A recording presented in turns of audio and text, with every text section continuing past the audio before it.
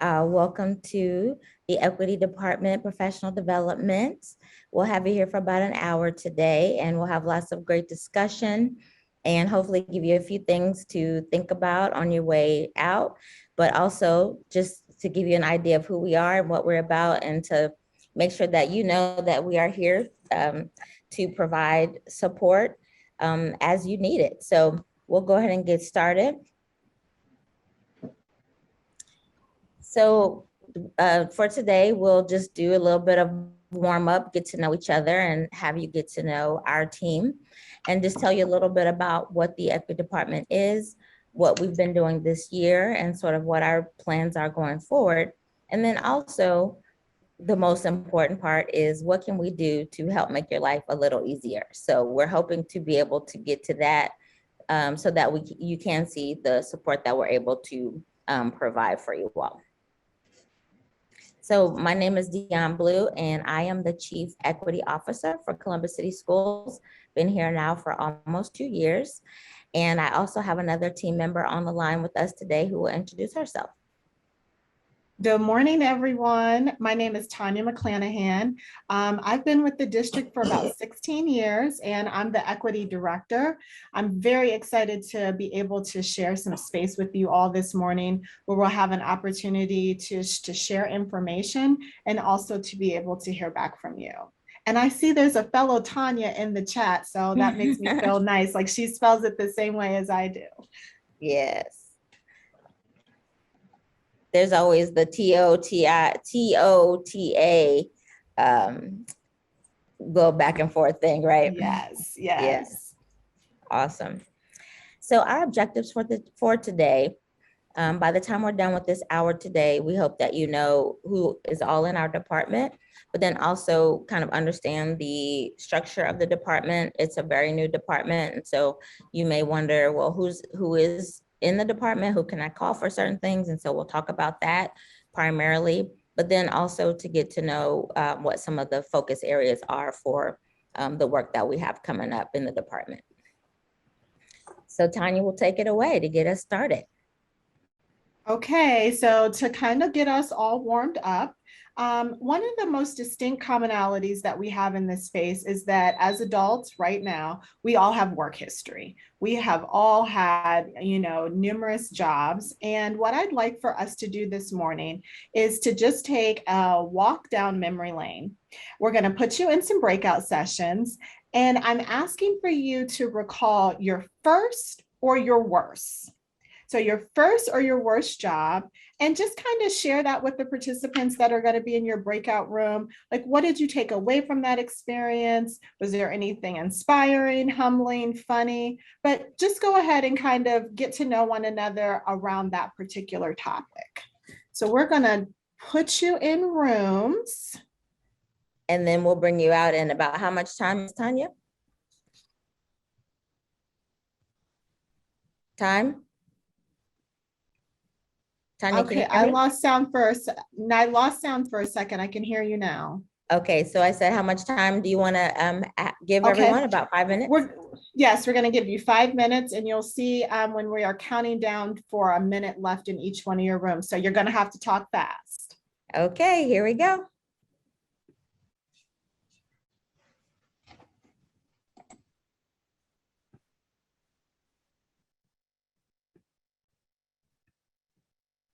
All right, so we'll start the introductions of our team. So the first person you already met, she's our equity director, Tanya McClanahan. And our department, I'll show you shortly kind of the structure, but there's an equity team, but also the PBIS, the SEL team is now under the equity department. So that starts with our executive director, who is Cheryl Ward, who many of you may know as the former director of social emotional learning and student supports. And so she has been elevated to now the executive director of whole child supports. And the director who took her position, formerly a principal at Linden STEM, Adrienne Winfrey, and she's the director of social emotional learning and student supports. And we also have a new attendance director, and this is someone who, if you haven't already met or seen, you probably will be seeing more of in the coming year or so, which is our attendance director, Tyree Pollard. So here I just want to give you an idea of, those are the people, but here's kind of the structure. So Cheryl is over the social emotional learning kind of area, and whole child supports. You'll hear a lot more about that as we go, not just from our department, but from other departments as well, because that's a big piece of the work that we're doing as a district. But you can see that piece is now under her, where the school social workers, school counselors, and the social emotional learning supervisors. So your CLPs, if you know who those are, your SEL practitioners, your PBIS coordinators, folks like that. Our culture, climate and culture coordinator, Tyree Rivers, is also under that work. So now we have, whereas we previously had social work and counseling separated, now we also have someone who is specifically supervising all the social emotional learning work. And you should see a lot more intentionality around that now that we have this person whose sole focus is to really make sure that we're increasing and improving our social emotional learning supports for students in the buildings. And then of course we have our PBIS coordinators, which I hope everyone also already kind of knows who your person is, or at least has some awareness. But that this entire group of folks are all working on the piece that's been so important since we've been back from the kind of back in school after the pandemic, which is really really paying attention to what those mental health and social emotional needs are for students, and the fact that until we really can support students in those ways, it's a lot more difficult to do all the other things that we need for them to do around academics and that sort of thing. So they're a big part of our department, but as you can see, the equity director right now is just Tanya and I, but we'll be building that out further as the work continues. And then Tyree, whose work is also very important to the larger district strategy around attendance, because to the same point around the fact that our students really have a lot of needs right now around social emotional, is also to get students back in school. And so really kind of trying to right size what the last couple of years have done to our schools in terms of student engagement and really kind of getting kids back into the groove of school. So Tyree Pollard is going to be visiting a lot. He's already been visiting a lot of schools, but you'll see him more, I'm sure, as well, doing professional development and things like that, really talking about the importance of attendance and the role, all of our roles in improving and increasing our attendance numbers for students. So our district mission and that statement is really the nucleus of all that we do and what we're here called to do in this space. So I'm going to read this. I'm going to take the time to read it because I just want to make sure that we kind of situate ourselves where we are thinking about each student is highly educated, prepared for leadership and service, and empowered for success as a citizen in a global community. And so words to pull out from here is each, prepared, and empowered. It is essential that we are thinking about how are we empowering and preparing each student, okay? So as part of that, how does that connect to the work of the equity department specifically? So one of the things that we have been charged to do is, of course, come up with a definition of equity for the district. So this is our late draft, and we're doing some refinements to it, but this is going to be the definition. And so I just want to read it to you. And so think about, as you hear it, can you hear where you are in it in terms of your role and in terms of interacting with students and families, but also what you need as an employee from the district in terms of equity. So if we say that our primary goal around equity is that each child receives what they need and is able to develop to their full academic and social potential, what does that really mean to you? And so what does that mean in terms of the work that you do and the interactions that you have with students every day and with families every day as the first line of who they see, who they interact with, how they come to think about their school and the climate and culture of their school? You're the first ambassador of the school. And so just kind of keeping in mind that this piece around giving students what they need to develop to their fullest potential is going to be the foundation of the equity work. So equity also involves ensuring that CCS students and staff have access to resources and opportunities that they need to reach their full academic, like we said about students, but also for you all as professionals, what is your fullest potential as a professional, both that academic professional piece, but also the social and the social emotional piece that we talked about and how that connects into our equity work. Equity means making the necessary systems changes. So for us, we're going to be working on an equity policy, looking at different processes and practices so that we can reduce and eliminate the predictability of success or failure of any CCS student or employee.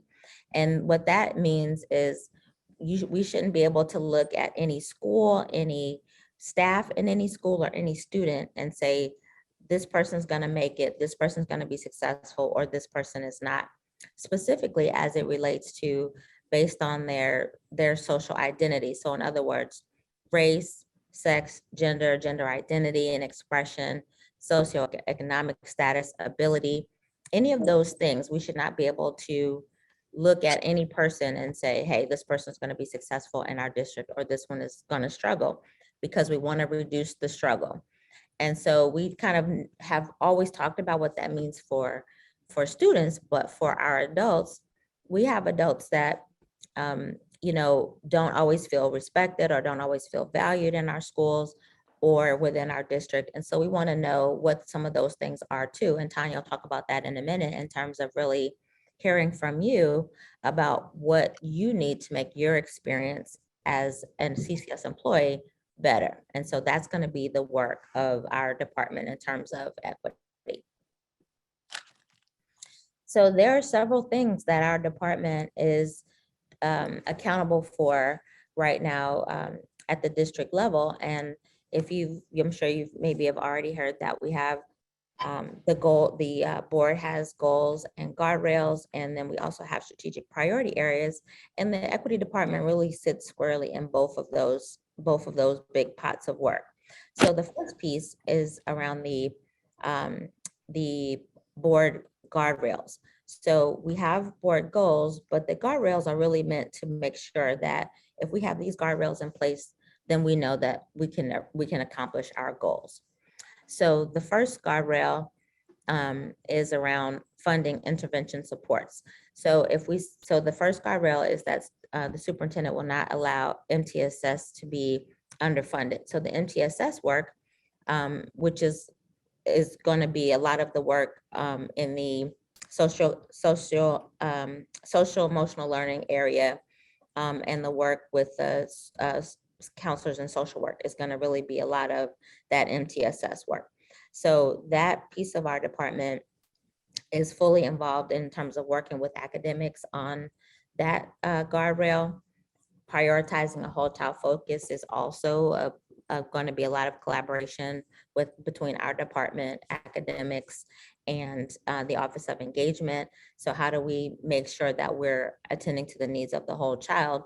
And a lot of that is the work that we're doing in terms of social workers, counselors, the PBIS folks, all of that, culture, climate, all of those sorts of things, those are all within our department as well.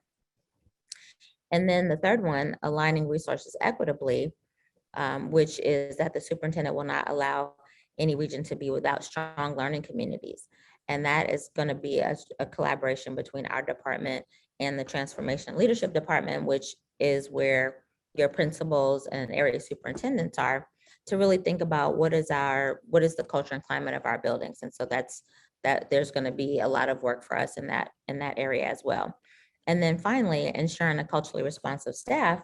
This is where some of your training comes in. So, you know, I'm honored to be able to be with you all today, but we're going to be talking about a lot of other things, both with you all and other staff to see how we can really improve the cultural proficiency of all of our employees, not just teachers, because we do focus a lot on teachers because they have such direct interaction with students, but all of us are important in the equation. And so how can we all increase our cultural proficiency in order to better interact with students of all shapes, sizes, backgrounds, and experiences?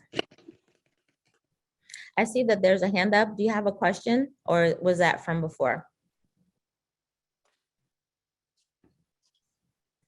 Okay, so I'm going to assume that there's not really a question there. I just wanted to make sure.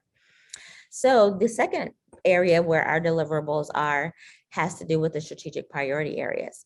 So that's really where the work of the equity team itself is going to really come in, because that priority area is all about improving equitable access to educational opportunities so that students and the CCS community, i.e. you all, can realize greater individual and collective qualities of life.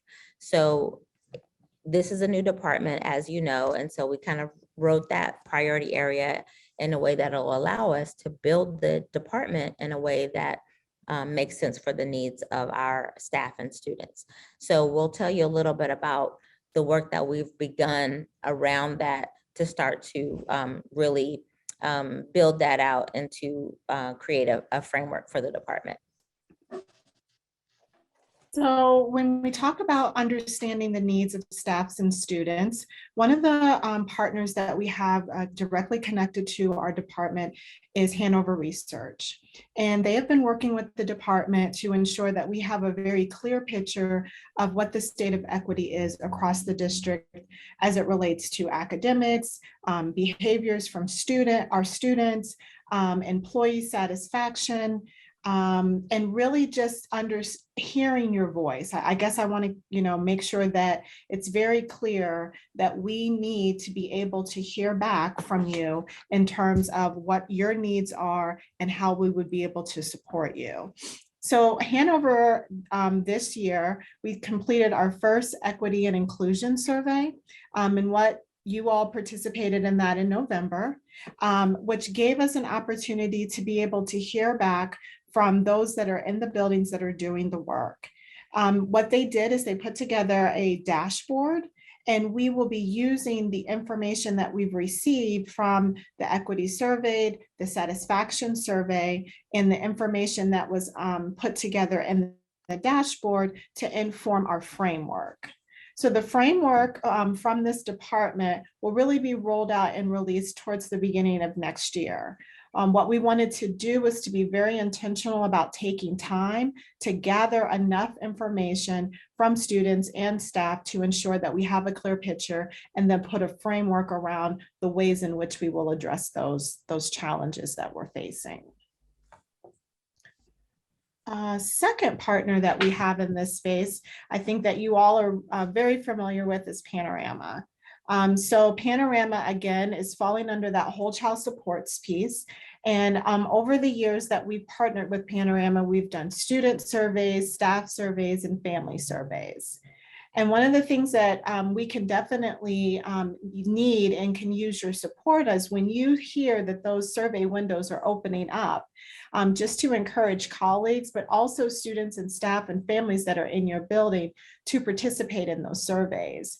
What we'll do is we'll take the data that we have from Panorama, from Hanover, and really look at where we have like cross sections and where we're seeing some of our biggest needs. But so they have been a major partner, and going into next year, we will have all of our surveys, whether it's coming from our whole child support side or from the equity side, under Panorama as our partner to do that. And then another partner that we have, and we're very excited about this partnership, that is with the Ohio State University. So OSU provided an OSU intern to work with the Department of Equity this year. His name is Alex. He's been a great addition to our team. He's very forward thinking, and it's nice to have him in this space because the lens and the area of expertise that he provides to the team has really helped to inform the creation of the equity modules that we'll be releasing. So what the modules are going to do is it's going to allow staff members to have asynchronous opportunities where you can go in and work on a module at your own pace to really take you on this journey of understanding diversity, equity, and inclusion, and being able to, use it when it's convenient for you, but also have a track, so to speak, as you're completing them, where you are really helping to prepare yourself for the work that you're doing in the buildings with students and families. I mentioned that we will be releasing those next year. And so this spring, we'll actually have an opportunity. So I'll be reaching out to those of you that you put your names here in this chat so that we can ask for you to be our test pilots. And really go through the modules and provide feedback to us so that we'll be able to fine tune them before we release them in August. And I cannot stress enough the importance of being able to have you all look very closely at those opportunities, or to participate in that opportunity, but to provide feedback to those modules, because we want to make sure that the professional development options and experiences that we're providing meet you where you are. All right. Few more partners here. Yes. So, and the reason I'll say too, that we do have so many partners is because the whole first year it was just me. And now this year it's just been Tanya and I. We did lose one of our team members a couple of weeks ago who'd been ill.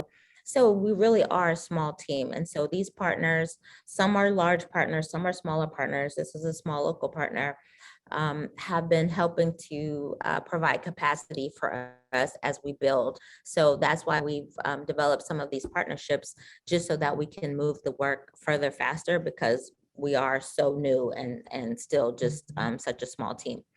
So Kaleidoscope Youth Center is a local organization that really serves the LGBTQIA students from around this entire community, but a lot of those students are also from Columbus City. So they've been really essential thought partners for us to think about how do we better support students who are in the LGBTQIA community, so that we can think about how do we reduce bullying, how do we increase supports. There's research that says that students who are either struggling with issues related to their gender identity, in terms of how their families react, or just, kind of walking that journey, they're more likely to be depressed, more likely to commit or to take their lives, things like that. And we really want to think about how do we be more intentional about what that support looks like, because those students are showing up in our schools every day, no matter if you're K all the way up to 12. So we really even have we do have younger students who identify. So we want to make sure that we can support those students. So so Kaleidoscope, also known as KYC, they have worked with us to create a non-binary student policy, which was approved by the board this past summer. And that policy just more or less states how intentional that will be in providing the support, like I just mentioned. And we've been working on that policy even since before I came here 2 years ago. And so it was good to, with the work of a lot of the folks within the both the community and inside of the district, to get that policy finalized and approved by the board. But the next piece of that is to create administrative guidelines. And so we'll be putting those out very soon to help walk schools through what some of that support looks like. And so that may involve some of you in the sense that as the frontline person, you may be interacting in different ways with those students and their families. And so we want to make sure that we provide you with enough support as well as information to, if there are things that you still may need to learn about about some of the experiences of those communities, so that we have all the knowledge and awareness possible to better support our students. So those you'll hear more about what those admin guidelines are in the coming weeks.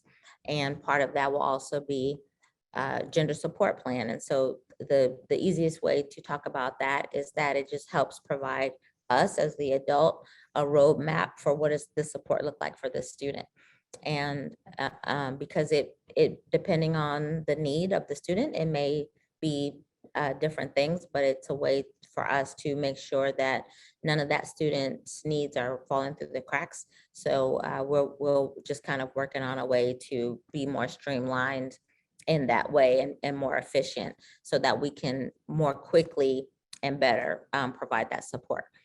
And then the last piece that they're helping us walk through is what does it look like to help students create student groups in the high schools, especially that are more supportive and inclusive of LGBTQIA students. And so the idea of a gay straight alliance, those happen in high schools across the entire country, and they're just a way to provide support, sometimes awareness, sometimes just a place for kids to feel safe and have a social outlet. And so we're going to be working on what that looks like for our schools coming up in the fall. And then I think this might be one of our last partners, and this is a partner we just started working with this year, Attendance Works. And we talked about the fact that attendance is a chronic absenteeism rather has been exacerbated by the pandemic, but it was also somewhat of an issue even before the pandemic in Columbus City. And so we really want to look at systemic sort of, understanding that this is not a problem that was created overnight. We know that it can't be fixed, if you will, overnight. And so we're really trying to look at what are some of the root causes of chronic absenteeism, and helping buildings to look at their data to see who the kids are, where they might be, why they might not be coming to school. And so those things may in some ways involve you as well, in terms of, how do we help to address some of that and look at some of the data around that. So Attendance Works is helping us to really look at evidence-based practice. They work with districts of all sizes across the country, and they have best practices that they've been able to walk with us through. And so you'll see more of that as the year goes as well. And then also thinking about engagement. So how do we re-engage students in the schooling process after having been, in a virtual world and in such a, students may have lost loved ones throughout the last couple of years. And so how do you re-engage their brains back into learning after the last couple of years that we've had? So we want to take a couple minutes just to get some feedback from you about attendance and absenteeism in terms of what your experiences are in your buildings right now. So you can see here at the bottom of the screen, the question is, what is your biggest concern about attendance right now based on your role as, a secretary, or other people who may see this, based on the role that you have in schools, what's your biggest concern about attendance? So what we're going to do is put you back into a breakout room for just a few minutes to have that conversation. And then if we have time, we'd like to hear from a couple of people, but if not, when you come back in, we'd like for you to put into the chat some of the concerns that came out in your conversation. So really try your best to engage if you've kind of been in and out this morning, to really have that conversation, because we want to get better. And the only way we can get better is by hearing the voice of the people who have more of that frontline experience. So we're going to go ahead and put you in a breakout right now, and it may be the same ones that you were in. We're not sure. It may just be random, and we'll give you about 5 minutes and then we'll come back.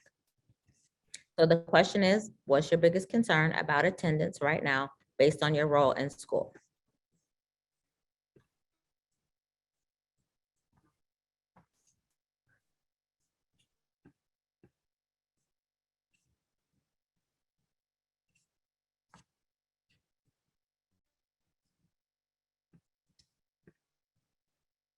So if you don't mind, wonderful. This meeting is being recorded.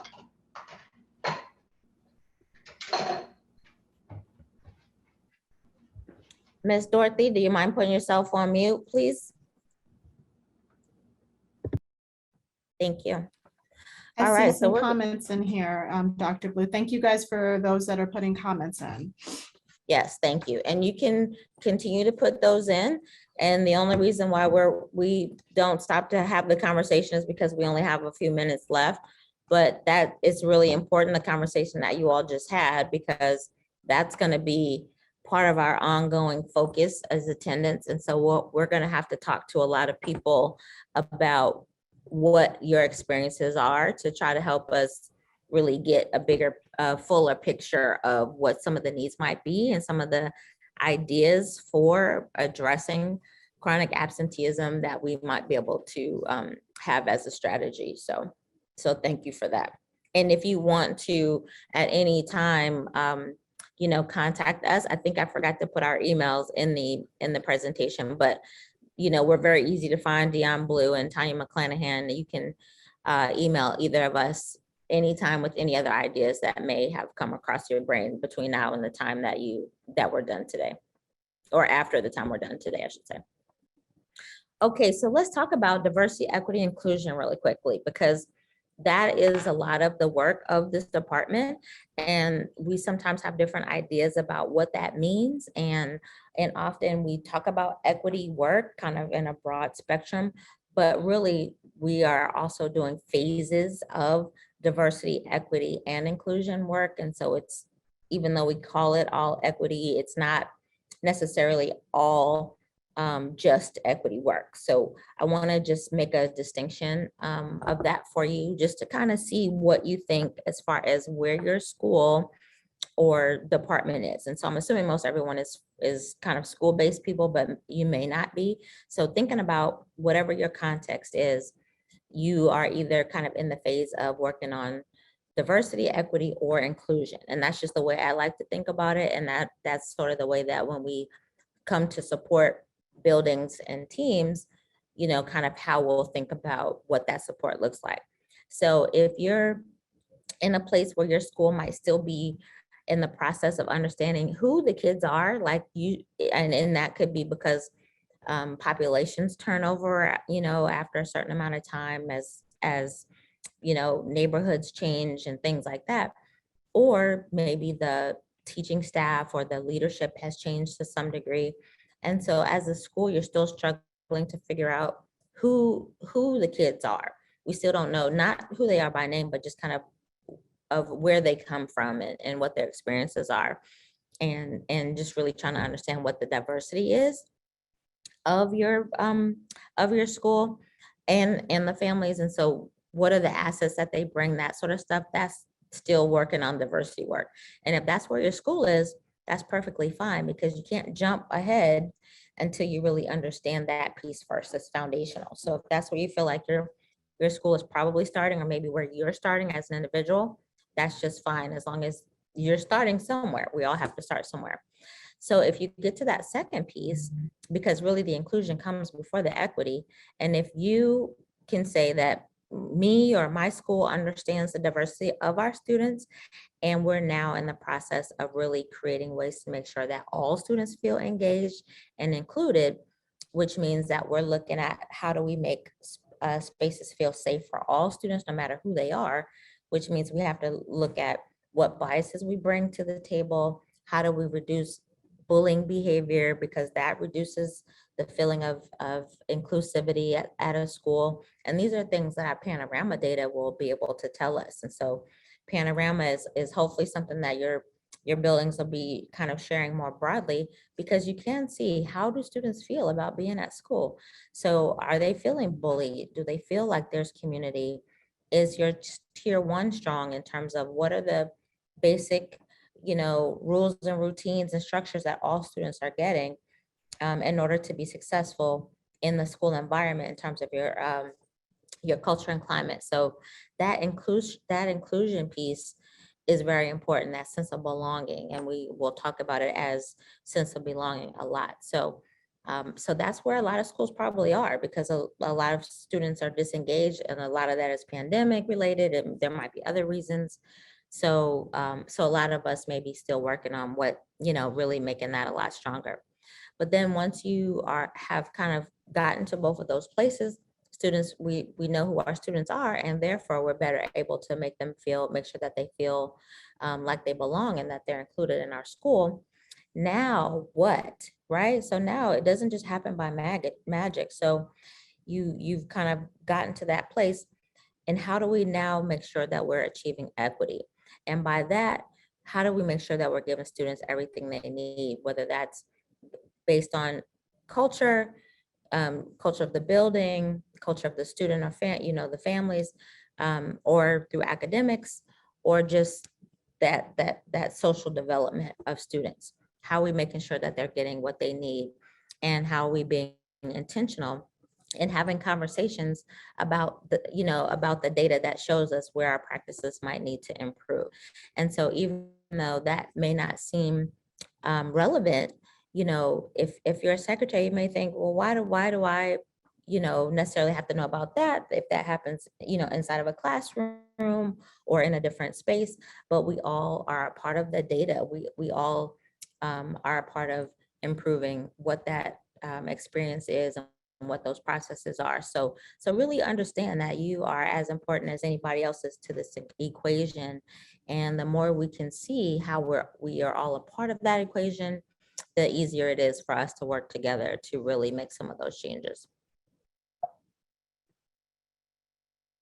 So we have a little video, and this is about maybe 3 minutes long. And I'm gonna, since Tanya, I can see you, I'm gonna just ask you for a thumbs up to make sure that that you can hear the sound when it starts.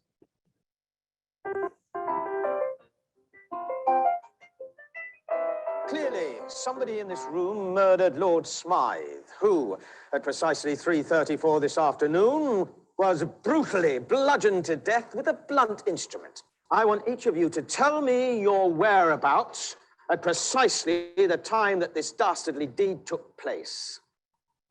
I was polishing the brass in the master bedroom. I was buttering his lordship's scones below stairs, sir. I was planting my petunias in the potting shed. Constable, arrest Lady Smythe.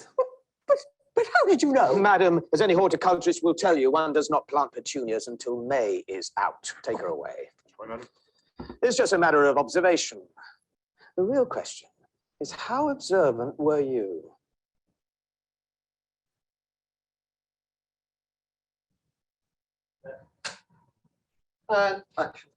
Clearly, somebody in this room murdered Lord Smythe, who, at precisely 3:34 this afternoon, was brutally bludgeoned to death with a blunt instrument. I want each of you to tell me your whereabouts at precisely the time that this dastardly deed took place.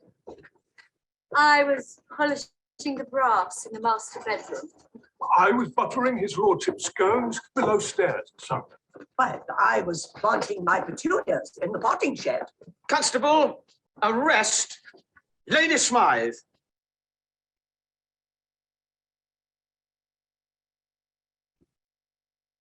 So the moral to the story is it's easy to miss something that you're not looking for. And so we wanted to kind of show that video as just a really neat, and you can put in the chat whether or not you saw, like, how many things did you notice when you Sarah says, oh my gosh. Yes, I love that video because it is, you like, wait a minute, there's and it just goes to show a very simple way to show that there are always things that we miss, and there are always things that we don't notice, that things that may not be a part of just our regular awareness. And if that's the case, if there are things that are not inside of our awareness, then there may be things that we're missing when it comes to better supporting students and families, because there may be things that we don't know or things that we haven't experienced. And so we have to be able to be open to understanding that, and therefore addressing that, and like really improving what it is that we see, and paying attention and being more intentional. There's different Dr. Blue, I see perspectives. there's Oh, sorry, Yes. go ahead, Go Rosanna. ahead. There's different perspectives depending on personal experience. So we can see the same thing, but not take it the same way. So that's Right. really important too, looking at the different perspectives of people. Exactly. And it's so funny because that was a perfect setup for the next slide, Miss Rosanna. So thank you. Dr. Blue, let me just call out one thing in here. There's someone put in the chat, like I didn't see any changes. I was too busy listening to the characters. And I love that because sometimes we do get very caught up in what's in front of us in the words. But there's, a lot of other things going on around us outside of that. So I wanted to just call that out because we do that in our spaces all the time if we're not being more intentional. Yes. So, and that's just a couple of examples. And those are great examples of both how what we notice and our own experience shapes what we see and our perspective, but then also, to the point of, how many things that we miss because we're focusing on something else. So with that in mind, think about these questions. So we're really trying to create a space where we're providing more of an equity focused, whether that's or equity centered, whether that's leadership, teaching, or how we serve students in terms of the other roles that we play to support schools, on a day-to-day basis. And that's where you all come in as well. So thinking about equity focused, equity centered service on behalf of students, particularly those who may have been historically underserved. So we're talking again, we think about equity. It's not just about race, it could be about other things, but what students, based on our data, have we not typically served? So those are going to be, kind of a question too to think about. But then the lens, just thinking about the video and our perspective and that conversation we just had, how might your personal lens impact how you interact with teachers, other staff, students, families, or other folks, especially ones who might be different from you in some way? And in thinking about those two pieces, how can we ensure that we're creating an inclusive and equitable environment for all of our stakeholders, whether that's, again, back to whether that's students and families, whether that's teachers, whether that's other staff, like how can we make sure that we're doing that? And it goes back to that piece that I showed on the DE&I is we have the diversity. How can we make sure that we're creating an environment that's inclusive and equitable for everyone? And it's a tall order when you think about it kind of in that way. So Tanya, I'm gonna mute and I have to plug up my computer. So yeah, so I'm looking at the time here and I want to be mindful. And one, I just want you all to hear the appreciation that we have in this space with you, that you're engaging in the chat, because it really helps us. We won't go back through the recording, but we'll actually be able to see what your comments are. So here's what we're going to do for this next question. How can we support you in your role? So I've already talked with you about how you can support us by participating in our surveys, by helping to, push survey completion so that we are collecting that data. But if you would take a couple minutes between these next slides and just give us some information in the chat about, based on what we've shared with you today, you understanding what is encompassed under the equity department, what we are here to do in terms of supporting students and families and staff, but thinking about you, what could we do to support you in this role? And we'll take that information back and use that as we continue to work within our internal team to make sure that what you are needing or asking for is taken into consideration. All right, and there we go, that's back. Okay, Dr. Blue, I asked them to put this information in the chat for us so that we can be mindful of the time. okay, and since we do just have a couple of minutes left, I am going to just stop sharing briefly, and I'm gonna switch us to one slide that just kind of gives some things that we can take away. Ms. Mayo, do you have a question? I see your hand has gone up. I just want to make sure that we're not leaving you out. No worries. I was gonna make a quick comment on something our school did, but I understand there's limited time, so I don't have to. No, are you sure? It was just a real quick thing that I thought when I read the email about doing it, I thought, well, that's an unusual idea. And I wasn't sure, really, that seems odd, but it worked out so great. On Tuesday, when we got to stop wearing masks, we got an email from a couple of the teachers at the school that said that, a lot of kids are used to wearing masks, and some kids, that was a security for them, like a hoodie. And some kids don't want people to see their faces, and some kids that hid a lot for them. And so they wanted to make sure that everybody came back, and that we weren't unkind to anybody that chose to wear a mask, but that everybody felt good about coming back the next day. And so they put a Post-it on every single locker with an encouraging message for that student. It wasn't personal to that student. It was just an encouraging message. Good job. You're great. You're awesome. And they were up and down through the school. And I came in early that day, and there was a student. I'm going to start crying because it was he was walking down the school reading the lockers, and he was just so overwhelmed. I could just tell he was shocked that we would do something like that. And I thought, if it made an impression on that one student, imagine all the kids, just that little affirmation, and it would have gone to every single student. So it was just amazing. It was just things like those little things we can do to make people feel good. That's awesome. That's the inclusivity right there, that sense of belonging. That's important.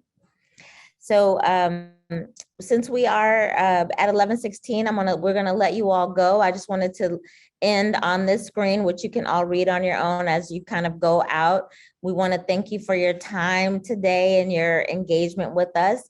And here's just some ideas about, these are small things, small ways that you can start just on your own, thinking differently, acting differently, and that kind of spans out to the bigger picture for all of us, because we all have things that we can do differently to improve our interaction with students and families and peers.